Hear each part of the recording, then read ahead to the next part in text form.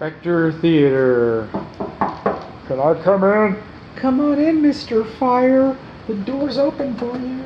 Thank you. You always make me feel so warm and welcome. Ha ha ha ha. But no, this door's supposed to have a self-closing spring on it. It wasn't required when this house was built. But no, it's supposed to have a self-closing spring. Oh, they don't require that in this neighborhood, in this part of the... No, it's supposed to have a self-closing spring. Most of the things that we care most about are on this side of the door.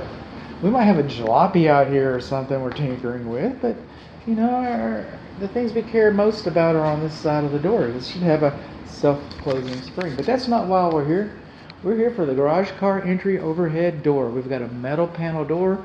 It's got the 3 beams instead of 1, so it's with the insulated insides. That's, you know, it's pretty nice, honestly. Pretty nice for a metal door. The control button is higher from the ground than 5 feet, so little hands can't get to it. But it's not illuminated. It's not illuminated. We're supposed to have a warning notice posted next to the door button. A little picture of a kid getting squashed or whatever, safety notice. We're supposed to have that posted on the inside of the door. And then these staples are supposed to be insulated staples. These metal staples like this can pinch the insulation and cause it to short out and cause the door to fail. That's what we got. Also, our optic sensors are not supposed to be higher from the driveway than 6 inches. And they are. And even if you want to measure the garage floor, it gets pretty precarious with that. It wouldn't cost anybody anything, hardly, you know, to raise them an inch. Okay, so that one's off the garage floor. This one's actually okay. This one okay? Okay. Barely. But still, we don't have insulated staples. Okay, spring tension notices posted inside the doors. That's a good thing. This is the warning notice I was talking about over there. This one is sufficient. It doesn't have the drawing on it, but it does have the safety instructions right there and the warning, and never use hand tools electronically.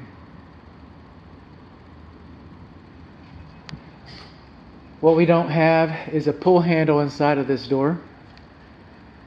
If we don't lose the power, well, we just go over here and get the... Oh, we don't have the emergency release.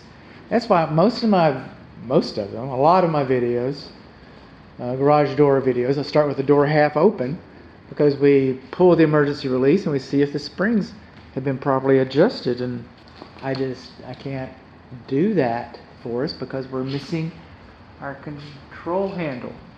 Now, on my inspection agreement that's posted online, the inspection agreement that my dear client signed, and baked into this report, I let everybody know that I do not do block testing.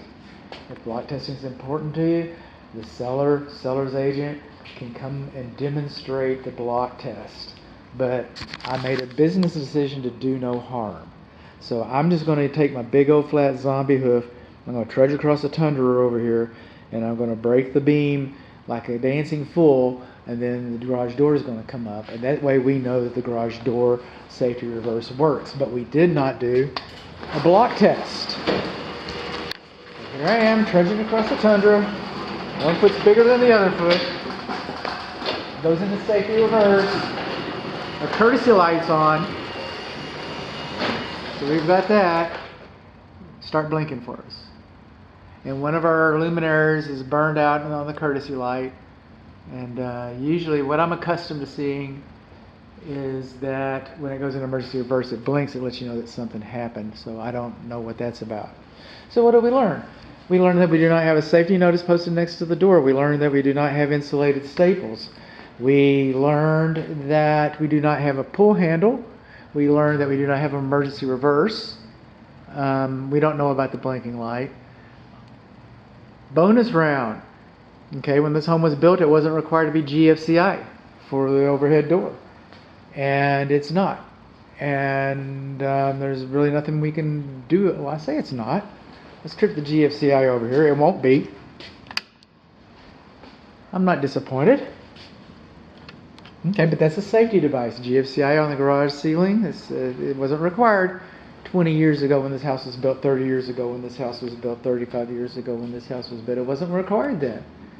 But it would be required today. It's a safety device item, so I'm gonna note that.